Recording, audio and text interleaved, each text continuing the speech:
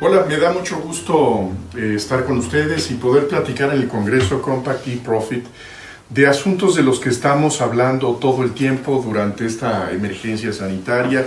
con muchísimas inquietudes, con gran incertidumbre, de pronto con miedo seguramente, y sobre todo con muchas preguntas hacia adelante. ¿Qué es lo que podemos nosotros entender de esta emergencia sanitaria que está asolando a toda la humanidad simultáneamente? ¿Qué es lo que podemos nosotros evaluar en términos de las respuestas de los distintos gobiernos y particularmente qué es lo que podemos hacer nosotros de nuestra propia estrategia frente a la pandemia? Yo quisiera empezar con una apreciación sobre lo insólito de este momento. No cabe duda de que nadie en nuestro auditorio, nadie que está en su casa conectado este momento, ha tenido una experiencia social, personal, de la intensidad con la que hemos vivido nosotros este periodo de reclusión.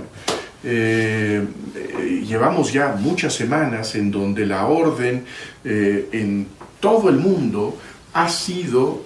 guardar la distancia de una manera que tenemos nosotros que concentrarnos en nuestras casas, hacer trabajo desde nuestra propia residencia y limitar en la medida de lo posible todo contacto con el exterior, todo contacto social en la escuela, en la oficina, yendo al supermercado, etc. Y me parece que esto es extraordinario y genera de alguna manera una oportunidad irrepetible, una oportunidad muy extraña, que es que al mismo tiempo estamos viviendo en el planeta, en todos los continentes, una emergencia sanitaria que nos desafía de manera extraordinaria y en donde los gobiernos, a fin de cuentas, en ausencia de una vacuna, de una medicina eficaz para los enfermos, acuden a una solución ancestral que es la solución del confinamiento. Se trata en ese sentido de un gran laboratorio mundial. No solamente el mundo se ha convertido en este laboratorio porque en todos los rincones se está buscando una vacuna, se está buscando un medicamento para atender a los enfermos, sino también estamos en un laboratorio en términos públicos, en términos económicos, porque podemos nosotros en estos momentos percatarnos qué instituciones funcionan, qué sistemas políticos son capaces de dar mejores resultados, de atender la crisis sanitaria, qué liderazgos son los liderazgos que tienen la capacidad de dar ese brinco, de dar con agilidad, tomar con agilidad las decisiones necesarias para atender la emergencia, y qué liderazgos se convierten en parte de la propia enfermedad por su carácter tóxico, por su carácter venenoso, por su carácter irresponsable. Una discusión que apareció al principio de esta emergencia, ustedes lo habrán registrado seguramente, es la discusión que aparece sobre el impacto que tienen los regímenes políticos en la atención de la emergencia. Es decir, ¿son mejores los sistemas democráticos para resolver una crisis sanitaria de este tipo? Los sistemas en donde funcionan las libertades individuales, la división de poderes, la transparencia, ¿tienen mayor capacidad para resolver y para atender una emergencia de este tipo? ¿O debemos nosotros llegar a la conclusión de que, por el contrario, son los sistemas autocráticos, son los sistemas de gran concentración del poder, en donde puede limitarse la libertad individual, donde no existe espacio para cuestionar las medidas sanitarias, podría llegar a ser, dicen algunos, un sistema que tiene mayor capacidad para atender la emergencia. Yo creo que lo que podríamos nosotros llegar a decir es que si bien los sistemas autoritarios, como por ejemplo el sistema político chino, tiene la capacidad en el momento en que reconoce la gravedad de la emergencia, tomar medidas de gran severidad y ser capaz de aplicar estas medidas sin contemplaciones en toda su población, puede en efecto ser muy eficaz para atender a una emergencia de este tipo. Creo que lo que vimos nosotros en, digamos, la segunda etapa de la pandemia en el territorio chino podría llegar a ser un indicio de que estos regímenes autocráticos de gran capacidad para hacer frente a estas emergencias con mano dura podrían tener una ventaja. Ahora, después de haber dicho esto, también me parece que deberíamos nosotros reconocer que la pandemia también incubó en la opacidad del régimen político chino, que fue la capacidad del sistema autocrático para ocultar información que era perjudicial para el liderazgo político chino, que pudo regarse este contagio de una manera que habría sido muy difícil de imaginar en un sistema político abierto, en un sistema político en donde puede circular la información sin temor de tener represalias. En ese sentido, si bien los sistemas políticos democráticos en el mundo pueden llegar a tener algunas dificultades por el hecho de que enfrentan oposición, por el hecho de que pueden ser exhibidas las torpezas de la administración, también tienen una enorme ventaja. Y esa ventaja es que los sistemas democráticos permiten conocer en tiempo real, como se dice normalmente, conocer en tiempo real lo que está sucediendo dentro de una sociedad sin este temor de que puedan sufrir represalias los médicos que descubren algo que resulta inquietante. A mí me parece que es interesante lo que dice uno de los politólogos más influyentes de nuestro tiempo, uno de los politólogos más polémicos, sin lugar a dudas, que es el politólogo norteamericano Francis Fukuyama. Francis Fukuyama, frente a esta polémica que relataba hace un minuto, plantea que el punto crucial no es si un sistema es democrático o es autoritario para saber si es capaz de atender la emergencia o no. En realidad lo que dice Francis Fukuyama en un artículo que ha publicado hace un par de días en la revista norteamericana Foreign Affairs, lo que importa realmente para detectar si un gobierno tiene la capacidad para atender una emergencia de este tipo es la confluencia de tres factores fundamentales. Primero, la existencia de capacidades estatales. Lo segundo, la presencia de vínculos y de tejidos de confianza dentro de una sociedad. Y finalmente, la existencia de liderazgos astutos, ágiles y de liderazgos responsables. En primer lugar, las capacidades del Estado. Esta emergencia ha probado no solamente a los sistemas políticos, sino también a la corpulencia de las instituciones públicas de sanidad. Creo que es evidente la diferencia que puede haber dentro de una sociedad que cuenta con las estructuras sanitarias, hospitalarias, con la preparación técnica de sus médicos, de los profesionales de la salud, cuando ellos cuentan con el equipamiento básico para proteger a los demás, pero protegiéndose a sí mismos. Y esto, desde luego, que tiene que ver con un Estado que tiene la capacidad de financiar, que tiene la capacidad de tener un presupuesto solvente para que haya estos hospitales con las camas necesarias de emergencia, con los respiradores, con el equipamiento profesional, etc. Es decir, necesitamos, para atender una emergencia de este tipo, una competencia, una corpulencia de las instituciones estatales y de servicios no solamente privados, sino también públicos de sanidad. Otro punto que me parece muy importante y que toca asuntos centrales de la vida pública, no solamente en casos como este, y es el caso de la presencia de vínculos de confianza o la ausencia de estas relaciones. ¿A qué se refiere este politólogo cuando detecta que es fundamental para atender la emergencia sanitaria el que haya un entendimiento básico en la sociedad, que haya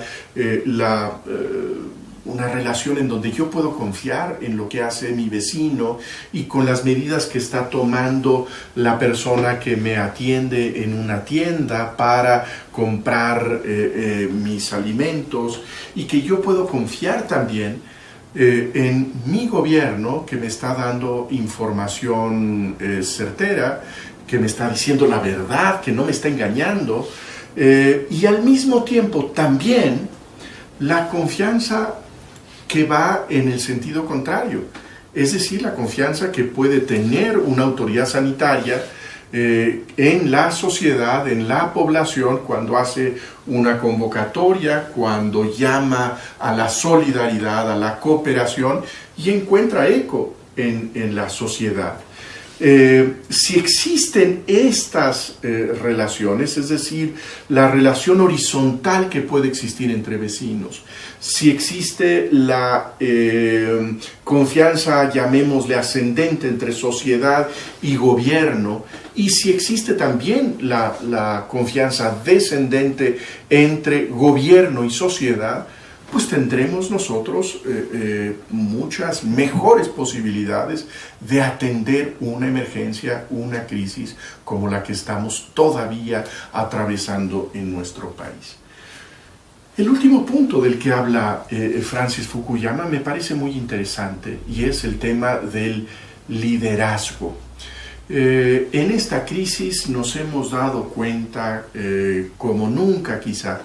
de lo importante, de lo decisivo que es el contar con una dirección, con un mando que ejerza con mucha claridad la responsabilidad de dirigir a una nación, a un pueblo, a una sociedad del tamaño y de la complejidad que sea. No es irrelevante quién es el que está al frente de la estrategia sanitaria. No es irrelevante la relación que tiene con la sociedad, el tipo de comunicación que entabla con la comunidad médica, con los científicos, con el equipo gobernante, y tampoco es irrelevante la relación que puede tener con su población y su simpatía popular. Yo creo que hemos aprendido mucho de los liderazgos en estas semanas y en estos meses. Lo mucho que se juega en esta presencia de los líderes políticos a lo largo del planeta. Y creo yo que ahí lo que podemos nosotros ver en términos muy generales es la prueba del liderazgo en términos de su capacidad de anticipar lo que puede venir, es decir, los liderazgos en términos de su de su precaución, de su anticipación, de su capacidad de imaginar situaciones complejas y desfavorables. Un buen líder político no está pensando que tendrá todo su periodo, toda su administración en jauja y en progreso, sino que debe anticipar también momentos en que las cosas pueden descomponerse. En segundo lugar, creo que está a prueba también la agilidad de los líderes políticos. Un líder político y un líder en cualquier ámbito, en el ámbito empresarial, en el ámbito social, no puede estar casado con una estrategia, con una idea y pensar que lo que le funcionó en un momento le va a funcionar siempre, sino que debe tener la capacidad para, en el momento en que la estrategia de ayer ya no funciona para la condición de hoy, tener la capacidad de brincar con enorme agilidad y tomar las decisiones, tomar las medidas que son necesarias para ese momento concreto. Y finalmente creo que también está a prueba la determinación, la energía de liderazgo político en una situación en donde literalmente está en peligro la vida humana. Estos no son momentos en ese sentido para liderazgos vacilantes, incoherentes, vacilantes, dubitativos, sino que lo que pedimos nosotros de un gobernante, lo que pediríamos nosotros también de una autoridad médica, es la claridad para decirnos qué es lo que tenemos que hacer. Para hacerlo con mucha energía y tomar las decisiones desfavorables, incómodas, fastidiosas que se tienen que tomar para resolver una emergencia como la que estamos viviendo. Si tenemos en ese sentido líderes que no prevén, líderes que no cambian y líderes que no deciden, estamos en situaciones francamente desfavorables para encarar esta crisis sanitaria. Bueno, lo que veíamos en ese sentido es la extraordinaria prueba a la que están sometidos los líderes políticos en el mundo. Y creo que en algún sentido deberíamos percatarnos de la enorme dificultad que existe en el mundo, incluso para entender la naturaleza del reto. Me parece muy sugerente lo que decía hace unas semanas en un libro reciente un filósofo vasco, Daniel Innerarity, que nos plantea algo que creo que es interesante. En términos políticos, la pandemia no es simplemente un reto epidemiológico, no es solamente un desafío de salud pública, es, decía él, un reto también epistemológico, es decir, ¿cómo entendemos este desafío de la pandemia?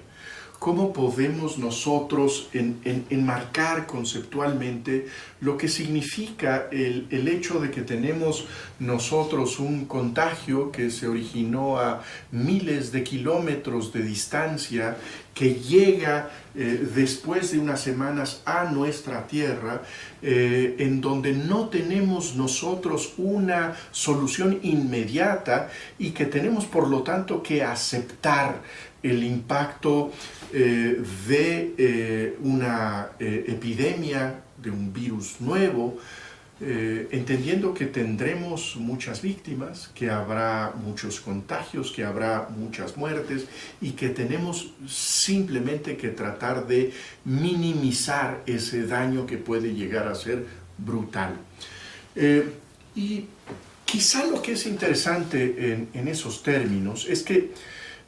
si ustedes recuerdan, o si ustedes lo ven todavía en estos tiempos, buena parte de los dirigentes políticos han reaccionado a la pandemia con un reflejo que es un reflejo que es parte de la política vuelta dramatismo, política en donde la vida y la muerte está en juego, que es lo que dijo, por ejemplo, con mucha elocuencia el presidente francés Emmanuel Macron en los primeros días de la emergencia en Europa. Lo que dijo Emmanuel Macron en un mensaje muy solemne a los franceses fue que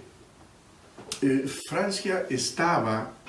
como en la lucha contra el fascismo, estaba en guerra con un enemigo que no era un enemigo de uniforme, casco y botas, sino que era un enemigo invisible y un enemigo diminuto.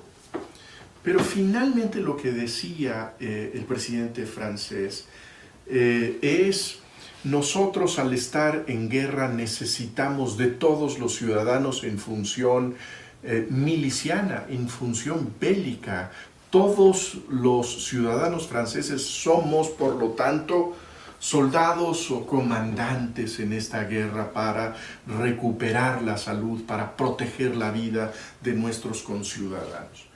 Y esto creo que refleja esta manera de entender la política, que quizá no es la más adecuada para enfrentar un desafío que no tiene que ver con tomar el fusil, que no tiene que ver con poner una muralla, que no tiene que ver con lanzar bombas, sino que tiene que implica un llamado de atención muy distinto. Yo veo por eso particularmente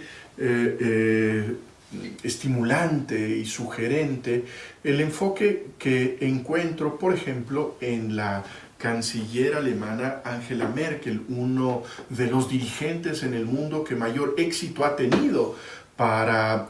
minimizar los daños en la salud y en la economía de su sociedad. Y lo que plantea Angela Merkel, lo que ha dicho en varias ocasiones es, primero, rechazar esta metáfora. Esto no es una guerra. Esto no es una convocatoria a que nos pongamos las botas y salgamos a marchar dando de gritos por el campo, sino que es algo radicalmente distinto. Y lo que dice Angela Merkel, una mujer no particularmente marcada por la elocuencia y la vanidad retórica que pueden tener los políticos franceses, es que desde luego el reto es extraordinario. Anticipó ella desde el primer momento que el grado de contagio en Europa iba a ser descomunal, que era inevitable que hubiera muchos europeos y alemanes concretamente que perderían la vida, y era por lo tanto una tarea que implicaba la solidaridad, la comprensión, la colaboración de todos los alemanes. Pero lo que dice ella, lo que dijo ella en algún discurso es, esto es como si todos los alemanes tuviéramos que cruzar por un río que tiene un hielo delgadísimo. ¿Esto qué quiere decir? Que lo que exige de la política es un tipo de liderazgo, un tipo de cooperación, un tipo de solidaridad que es radicalmente distinta a la que se pide de los gendarmes, de la que pedimos nosotros a quienes se sacrifican yéndose al campo de batalla. Lo que implica esta imagen, que me parece muy gráfica, muy visible, es que lo que tenemos que hacer todos es estar muy atentos a lo que está sucediendo, ir caminando con muchísima delicadeza, poco a poco, escuchando cualquier crujido de ese hielo finísimo que es el que nos mantiene a flote, que es el que nos mantiene finalmente con vida. Y la idea también muy gráfica y muy visible de que si uno de nosotros cae, pone en riesgo a todos los demás, es decir, todos nos tenemos que cuidar mutuamente. Y yo creo que es una idea, una noción que deberíamos tener muy presentes en estas semanas que nos quedan todavía de la emergencia sanitaria, en términos de los deberes de cuidado mutuo que tenemos que procurarnos los unos a los otros. Ahora, creo que hay algo que ya podemos nosotros registrar en términos políticos de lo que puede tener consecuencias mortíferas. Decía al principio de nuestra charla que podemos ver sistemas democráticos que lo están haciendo bien, sistemas democráticos como el alemán, como el de Nueva Zelanda, como el sistema político finlandés. Es decir, podemos ver éxitos en sistemas pluralistas, democráticos, con prensa libre, y también podemos ver, a decir verdad, si lo reconocemos, sistemas políticos no democráticos que tienen éxito, como puede ser, después del brote inicial, el caso, pues ni más ni menos que de China. Pero sí hay un tipo de régimen político, de estilo de gobierno al que podemos ya detectar como francamente ruinoso, y es el populismo. El virus, el coronavirus, toca al sistema retórico del populismo de manera brutal. Y hemos visto en estas semanas la enorme dificultad que tienen los dirigentes populistas para navegar en estas aguas. En primer lugar, porque el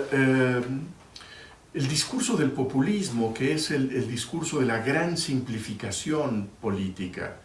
que supone normalmente el cultivar los resentimientos colectivos, de percibir que hay élites que concentran no solamente el poder y el dinero, sino también el conocimiento. Es decir, en todo populismo hay una sospecha de eso que se llama el conocimiento de los expertos, de los especialistas, de los técnicos. El populismo en ese sentido es el gran enemigo del tecnócrata, de la tecnocracia, que es este gobierno a partir de la presunción de que se conoce cómo ha de gobernarse, de que sabe cuáles son las medidas que han de tomarse en cada situación. Bueno, creo que a ninguno de nosotros nos queda duda de lo importante que son los especialistas, los técnicos, las personas que se han formado a lo largo de los años en la disciplina, en el estudio, con el trabajo en los hospitales, en el campo, etc. No podemos confiar simplemente en la intuición del gran caudillo, del gran líder, sino que tenemos que recurrir a aquellos que normalmente eran señalados como sospechosos por el discurso populista. En segundo lugar, la pandemia lo que pone en grandes dificultades es esta idea de la conexión directa entre el caudillo y lo pongo entre comillas, su pueblo. La idea del populismo es una idea en donde el líder no tiene intermediarios, en donde el líder no tiene filtros, y por lo tanto se despoja de todos esos fastidios y esos intermedios que están entre el líder político y la sociedad, el pueblo. Bueno, creo que también nos damos cuenta que para atender una emergencia de este tipo, lo que hacen falta son esos proveedores de salud, son esos servicios hospitalarios, son esos técnicos, son esas capacidades de Estado de las que hablábamos hace un minuto. Y yo creo que hay otra cosa que también vemos, y que lo vemos también de manera muy directa en nuestro país, que es el efecto pernicioso de la retórica de la polarización. El populismo es una manera de entender la política que insiste en la división, en la guerra prácticamente entre unos y otros. El pueblo auténtico, el pueblo bueno, el pueblo noble, el pueblo sabio, contra sus enemigos, que pueden ser para la izquierda las élites, aquellos que concentran dinero, recursos e influencia política, o para el populismo de derecha el enemigo puede ser el migrante, la persona que tiene una religión distinta, la persona que tiene una cultura diferente a la cultura tradicional de la nación. Pero de una manera u otra, el populismo, esté en el gobierno o esté en la oposición, el populismo insiste en encender constantemente el pleito, en dividir a la sociedad en unos contra los otros, en insistir en que el sentido de la política es hacer la guerra al enemigo, al que es el antipueblo. ¿De qué manera podemos enfrentar una pandemia si hacemos esa división entre unos y otros? ¿De qué manera puede hacerse una estrategia sanitaria? ¿Cómo puede convocarse a la cooperación colectiva si a quienes se convoca se tacha como enemigos de la sociedad, enemigos del pueblo, traidores a la historia? Creo también que podemos decir en ese sentido, lo planteábamos hace un minuto, que sociedades en donde puede haber puentes de diálogo, sociedades en donde pueden encontrarse pistas de cooperación, pueden ser efectivamente las sociedades que tienen capacidad para encontrar una salida común a una crisis tan devastadora como la que estamos nosotros enfrentando. ¿Cuáles serán las secuelas en términos políticos de la pandemia? Antes de aproximarnos en la última parte de la charla al caso concreto que vivimos nosotros, al caso mexicano. Bueno, creo que no podemos negar que esta es una sacudida en la historia política de la humanidad de extraordinarias consecuencias. La historia de la humanidad está pues marcada por la emergencia de catástrofes, de calamidades sanitarias de este tipo. La historia de México, para empezar con algo muy cercano, habría sido muy distinta si los conquistadores españoles no hubieran traído consigo la viruela. Más importante que sus cascos, sus caballos,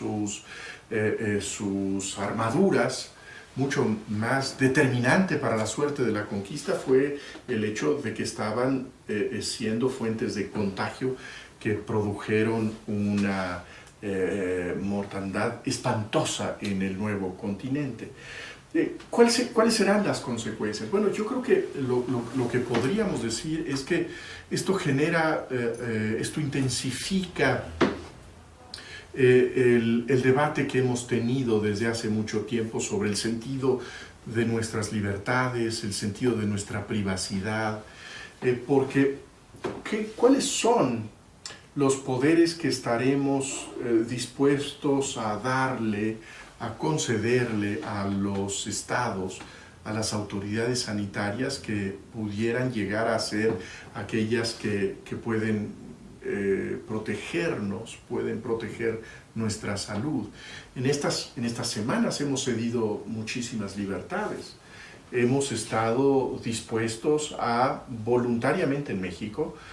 a quedarnos en nuestra casa, hemos estado dispuestos a no salir a un restaurante, hemos estado dispuestos a cerrar nuestros negocios y hemos pues estado voluntariamente, hemos consentido a este trabajo en la casa y a pues renunciar a muchas de nuestras libertades que pensábamos nosotros que eran irrenunciables y que finalmente estuvimos dispuestos a abdicar con el propósito de cuidar nuestra salud. Bueno, ¿de qué manera podemos pensar eso hacia adelante? Esta me parece que es una prueba muy compleja para las democracias liberales, en la medida en que puede también construirse en nuestro tiempo pues una especie de estado sanitario que pueda convertirse en un gran vigilante de la conducta pública, de nuestros desplazamientos y que pueda ver inmediatamente quiénes son las fuentes de contagio y por lo tanto insertarse en aquello que nosotros pensaríamos que es parte de nuestro derecho fundamental a la privacidad, incluso a la intimidad. De tal manera que creo que lo que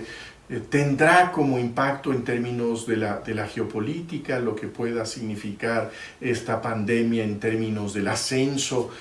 de la potencia asiática, de la presencia de China como el gran referente del nuevo siglo, me parece que también deberíamos nosotros tomarlo en cuenta, porque desde luego si algún país, podríamos decir nosotros, que obtiene las grandes ventajas, si estas existen, de la pandemia, es paradójicamente el país del que brota el coronavirus. Nosotros no hemos estado recibiendo periódicamente cargamentos de Atlanta, ni de Miami, ni de Nueva York, ciudades que todavía están peleando muy intensamente contra el virus, sino que hemos estado recibiendo, nos lo informa periódicamente el canciller Marcelo Ebrard, los cargamentos que vienen de este nuevo centro de poder, que es el centro de gran potencia económica y política, que es China. Pero vamos a hablar en la última parte de la charla de lo que esto significa para México, para el gobierno de Andrés Manuel López Obrador y para la relación entre el gobierno y la sociedad mexicana. Bueno, finalmente hay que echar un vistazo a lo que esto significa para nuestro país, para México. La pandemia llega a México en un momento ya complicado en el proyecto de transformación de Andrés Manuel López Obrador. Creo que ya había a principios del 2020 señales muy preocupantes en términos del atasco económico, señales muy preocupantes en términos de pues la cada vez más difícil comunicación entre el gobierno y los distintos agentes sociales y económicos, y también preocupaciones, me parece, por el rumbo de la vida política del país. Andrés Manuel López Obrador gana abrumadoramente la presidencia en el 2018 y no solamente gana él la presidencia con un amplio margen por encima de sus adversarios, sino que se lleva el Congreso, se lleva ambas cámaras y tiene un respaldo nacional que no conocíamos nosotros en condiciones democráticas. De tal manera que había a principios del 2020 preocupaciones en el ámbito de la vida política, de la vida democrática, preocupaciones en términos del funcionamiento de la administración pública por el perfil de los colaboradores de Andrés Manuel López Obrador y sobre todo preocupaciones del rumbo económico del país, en donde pues parecía que se acumulaban señales muy desalentadoras de la inversión y de la confianza de los principales agentes económicos en México y en el extranjero. Es en ese sentido muy inoportuna, si es que pudiera describirse de esa manera, la crisis sanitaria del COVID-19, porque da un golpe a estos tres elementos. Da un golpe en términos de las perspectivas económicas, exhibe de manera muy clara la torpeza de la gestión pública, del servicio público y de la burocracia federal, y finalmente también llega a exhibir de manera mucho más clara los peligros que existen en este momento para la conservación de las estructuras del pluralismo político en el país. Lo curioso, me parece, es que si recordamos lo que decíamos al principio en términos de la necesidad de encontrar la adaptación a las nuevas circunstancias, este deber que tienen los dirigentes políticos de moverse cuando las cosas cambian, de brincar a la nueva piedra cuando la que uno está pisando se está hundiendo. Lo que hemos visto frente a este deber de la agilidad es que por parte del gobierno federal, por parte del presidente de la República, lo que ha habido es obcecación, terquedad. Incluso si algo ha mostrado la pandemia es la radicalización ideológica del gobierno de Andrés Manuel López Obrador. Si tiene algún sentido aquella expresión muy criticada del presidente López Obrador de que la crisis le cae a su gobierno como anillo al dedo, es a mi juicio porque es el llamado a acelerar el proceso de ideologización política, de acelerar esa prueba de lealtad a la que somete a los medios, a sus colaboradores, a los gobiernos de los estados para definir en estos momentos de emergencia quién está con él y quién está contra él. Este discurso, lo habrán notado ustedes recientemente, pues ha sido cada vez más frecuente. No hay otra sopa, o estás conmigo o estás contra mí. Quienes no están a favor de la transformación, lo ha dicho el presidente López Obrador, están a favor de la corrupción, están a favor de los mafiosos, son aquellos que quieren seguir robándole a la gente. Creo que este ha sido el significado político de la crisis sanitaria para Andrés Manuel López Obrador. Ahora, en términos estrictamente sanitarios, en términos estrictamente del cuidado de la salud, yo creo que podríamos decir que la estrategia de Andrés Manuel López Obrador ha estado lejos de la estrategia del negacionismo que se ha visto en otros países, como por ejemplo Brasil, que ya está ubicándose en el segundo lugar de número de contagios, en donde el presidente Bolsonaro declaró durante mucho tiempo que este asunto del virus era absurdo, que era irrelevante, que era una gripa menor y que por lo tanto debía continuar la vida económica, la vida social, como si no existiera nada.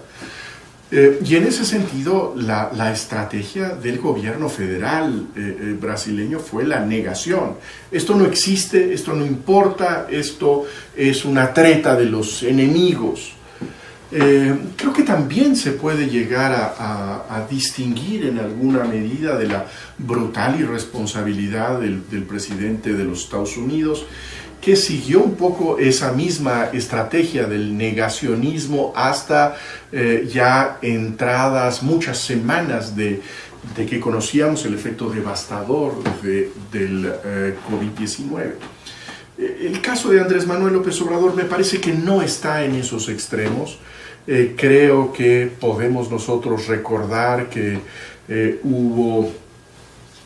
algunos momentos de menosprecio del peligro, de señalar que no era nada grave, que no nos iba a afectar, que no nos iba a desviar de curso. Pero bueno, finalmente las medidas de distanciamiento social se tomaron con cierta prontitud, y se encargó la definición de la estrategia a un cuerpo de epidemiólogos, de conocedores, de técnicos que me parece que tienen credenciales para enfrentar la crisis a partir de criterios científicos y técnicos. Veo problemas, sin embargo, muy importantes en esta estrategia. El principal problema que veo es uno que me parece muy grave, y es que no ha habido en el gobierno federal un mensaje coherente, un mensaje claro para un ciudadano que quiere cooperar, que quiere colaborar, que quiere pues disminuir en la medida de lo posible su riesgo y quiere disminuir el riesgo para los demás. No sabe qué hacer. Y no sabe qué hacer porque lo que ha oído del presidente de la República es una cosa, lo que escucha del subsecretario de Salud es otra, y en ese sentido hay una confusión brutal. Cuando ya se nos decía en las conferencias de la tarde que había que evitar salir de casa, que no deberíamos nosotros hacer la vida cotidiana, sino que solamente si había una causa extraordinaria debíamos nosotros salir de la casa, el presidente de la República seguía en sus giras y diciendo desde un restaurante oaxaqueño que deberíamos salir y comer en fondas y en restaurantes y en mercados para animar la vida económica. Lo mismo lo estamos viendo, quizá con mayor dramatismo en estas horas, cuando estamos experimentando, según los propios datos oficiales, el pico o uno de los muchos picos de la pandemia en nuestro país, cuando todo el mapa de nuestro territorio está en el grado máximo de peligrosidad. El presidente de la República nos dice pues que hay que perderle el miedo al virus, que hay que salir, que hay que hacer nuestra vida lo más normal posible con algunos cuidados elementales. Bueno, creo que difícilmente podemos tener una estrategia coherente cuando no hay un mensaje coherente. Y no es un mensaje coherente tampoco, a mi juicio, el que apela a estrategias que no tienen un fundamento médico y científico, el que se nos invite al rezo, el que se nos convoque a tomar juguitos de nanomoléculas como sugiere la secretaria de Gobernación, pues es francamente una receta para enfermarnos. En ese sentido me parece que ha habido una estrategia sanitaria que es incoherente, que es contradictoria, que genera confusión. Y genera confusión también el hecho de que la autoridad sanitaria se haya debilitado de la manera en que se debilitó en las últimas semanas la autoridad científica del subsecretario de Salud. Creo que en las primeras semanas veíamos con enorme respeto, con gran consideración los mensajes del subsecretario López-Gatell. Creo que admirábamos su claridad, su elocuencia, su preparación. Creo que daba mucha claridad el subsecretario López-Gatell cuando tenía sus conferencias de prensa. Pero esa autoridad fue minándose cuando los intereses políticos se sobrepusieron a la claridad y la honestidad científica. Cuando no es capaz el subsecretario de definir claramente qué es lo que debe ser en términos de mensajes públicos el presidente de la República, y plantea, por ejemplo, que el presidente no es una fuente de contagio porque es una fuerza moral. Creo que el ascendiente científico, la respetabilidad científica de ese funcionario público se va al piso. Y también se desmorona esa autoridad cuando hemos perdido la confianza en las cifras que conocemos todos los días, que son cifras que son muy preocupantes de acuerdo a la escala oficial, pero que ya todos sabemos, empezando por los propios voceros del gobierno, que estas cifras no tienen nada que ver en realidad con lo que está pasando en el país. Es decir, que estas son cifras que no están tomándole el pulso, que no son una radiografía confiable de el contagio y de la gravedad de la epidemia que estamos nosotros enfrentando. Quizá más preocupante que estas incoherencias de la estrategia sanitaria es la debilidad de la propuesta económica del presidente López Obrador. Si nosotros recorremos lo que han hecho todos los gobiernos en el mundo, o déjenme decir prácticamente todos los gobiernos del mundo para no llegar a ese absoluto que nunca es válido, en prácticamente todos los gobiernos encontramos un reconocimiento de la gravedad de la emergencia y la necesidad de tomar medidas fiscales extraordinarias y medidas de promoción de la inversión y de cuidado del empleo que reconocen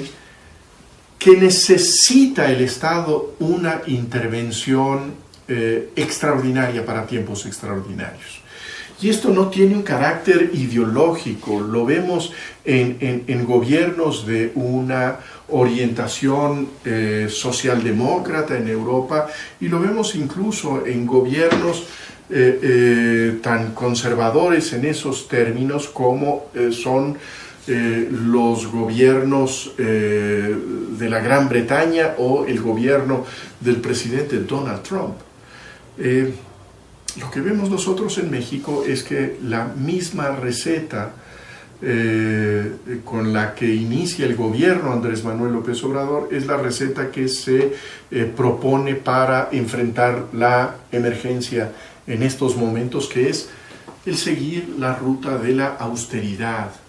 La política que implica que hay que usar el serrucho para cada emergencia, es decir,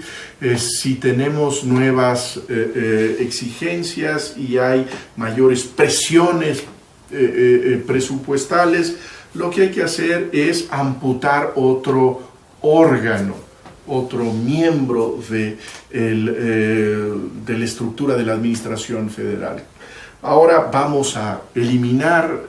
10 subsecretarías, ahora vamos a fundir los órganos regulatorios en un nuevo órgano monstruoso por lo que nosotros conocemos de la propuesta del senador Monreal, y por lo tanto ir cortando y serruchando los distintos órganos de la administración pública, cuando precisamente son estos los momentos en que sería clarísimo que de lo que se trata es de romper esa política franciscana, le llama de pronto el presidente López Obrador, que es la idea de ir eliminando el gasto público como si esa asfixia presupuestal pudiera finalmente servir como una política de promoción e incluso de rescate para todas esas empresas que están cerrando, para todos esos empleos que se están perdiendo. Creo en ese sentido que estamos aproximándonos a un periodo particularmente preocupante de la vida política y económica del país. Creo que en este contexto resulta sobre todo muy inquietante que, de acuerdo a esto que mencionábamos hace un minuto, que es esta política de radicalización, de intensificación ideológica, se pierdan esos amarres de pragmatismo que pudo haber tenido el gobierno de Andrés Manuel López Obrador en sus primeros pasos en el gobierno, que se expresaron de manera, creo que muy clara, cuando fue jefe de gobierno del Distrito Federal, en donde podemos nosotros recordarlo, me parece, como un gobernante de la capital con mucho sentido práctico, con mucho sentido pragmático, con buena capacidad de diálogo con los distintos actores y agentes económicos, y un hombre que era en ese sentido conocedor de lo importante que es tener comunicación constante, cooperación con los distintos sectores de la sociedad mexicana. Hoy lo que vemos en tiempos en donde es necesaria esta cooperación para la emergencia sanitaria y en tiempos en donde es fundamental el escuchar las demandas de los distintos sectores económicos, lo que vemos prácticamente es que se han dinamitado esos puentes de comunicación. Y en ese sentido una postura que es cada vez más radical, me parece, más ideológica ante todo. Creo que ante este panorama la exigencia colectiva pues es a evitar, me parece a mí, el morder el anzuelo de la polarización. El presidente López Obrador nos ha convocado en varias ocasiones a tomar una definición, como si uno tomara una apuesta de vida a favor o en contra de su gobierno, y en ese sentido a afiliarnos a esa dicotomía elemental con la que se expresa su visión política. Yo creo que lo que nos corresponde en estos momentos es la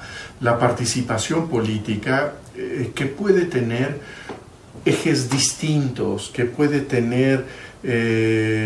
núcleos de asociación, núcleos de vinculación que no tienen que ver simplemente con este antagonismo primario,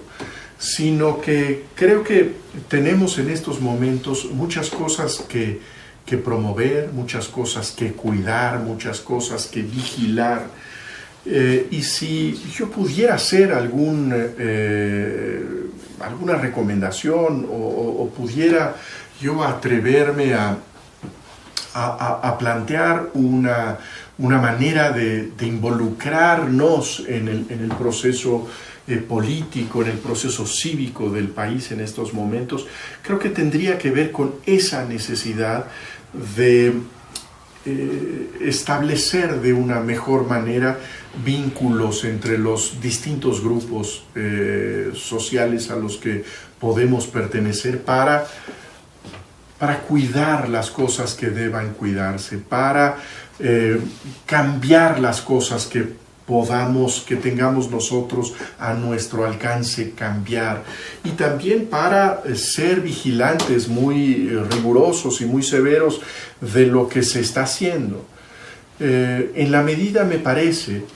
que nosotros podamos identificar tareas lo más concretas, lo más cercanas, lo más asequibles posibles, creo que podríamos tener un impacto mayor. Podríamos nosotros llegar a aprovechar nuestros intereses, el impulso de lo que nosotros valoramos,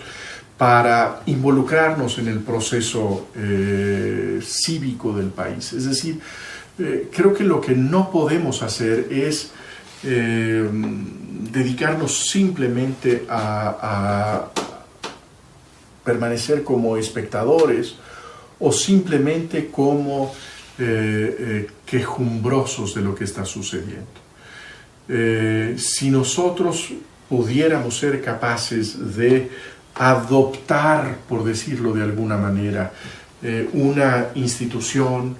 elegir una causa específica en la que pudiéramos nosotros